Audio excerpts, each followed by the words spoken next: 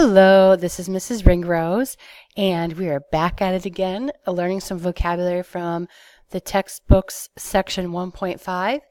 It's really all just about angle pair relationships. So if you're looking at a pair of angles, knowing what their relationships are is going to be helpful in solving problems and understanding the diagram.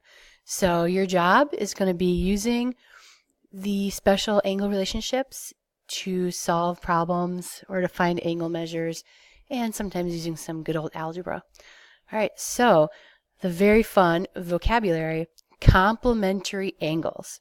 The word complementary in geometry means that angles that add up to 90 degrees, okay, form, you can also think of it as form a right angle.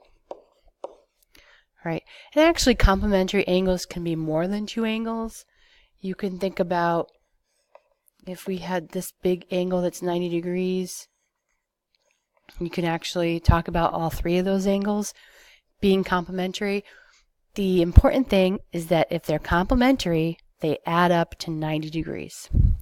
Right? Supplementary angles that have a sum of 180 degrees. Okay, so basically they form a straight line. Right? Great. So we have complementary angles that add up to 90 degrees, and we have supplementary angles that add up to 180 degrees. Then we have this word adjacent.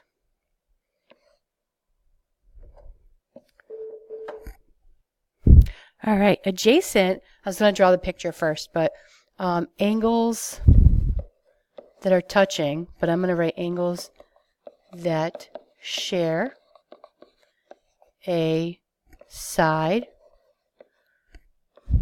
Why did I write cider? That's another mistake. Angles that share a side, and the sides are rays. So angles that share a ray, which is going to be something that you're going to already hear about when we talk about angle addition. So basically, if I had these two angles, those two angles would be called adjacent because that ray that's in the middle, that's a side that they share. Okay. Now we are going on to the linear pair. Hopefully you're already thinking to yourself, I know what a linear pair is. It has the word line in it.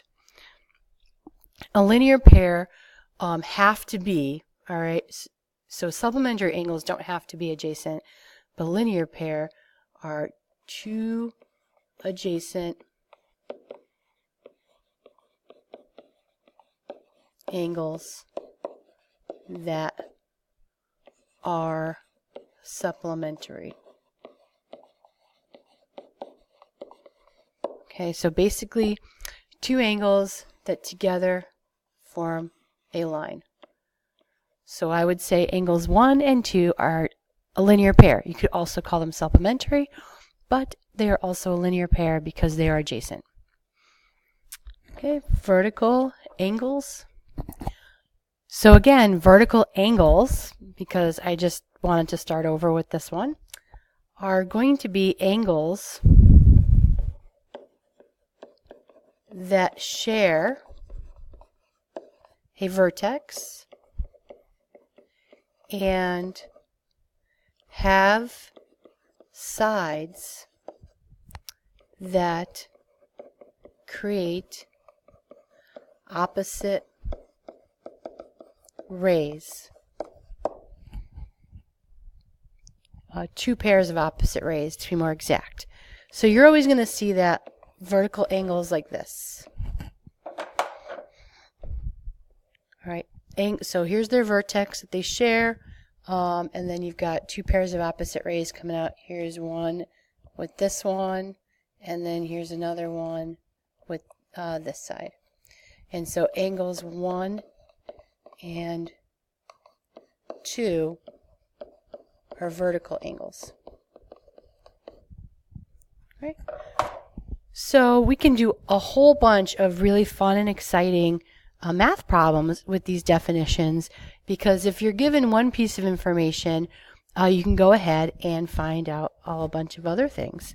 So for example, something pretty basic, maybe this one is 100 degrees, and I want to know how much angle alpha is, how much angle beta is, and how much angle gamma is, using our fun little Greek symbols there. Well, I know that the angle that's 100 degrees with angle beta are vertical. Okay, so that doesn't help me yet because I don't know anything about that.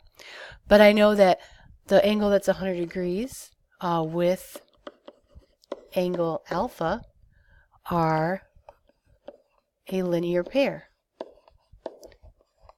I can assume that they're a linear pair because they make up a line and those angles are adjacent. So what's going to happen is 100 degrees plus the measure of angle alpha should equal 180 degrees. And then using the subtraction property, I can find out that the measure of angle alpha is 80 degrees. All right, and then I can actually do this all the way around my diagram, because if alpha is 80 degrees, with that same kind of math, I'm going to find out that gamma is at 80 degrees. And then I'm also going to find out with that same kind of math that these two are going to make a linear pair. So then beta is also 100 degrees. So we're going to do lots of fun stuff with diagrams like that. I hope this has helped you out with the vocabulary. You have this explained out to you instead of having to just write down the definitions right from your textbook.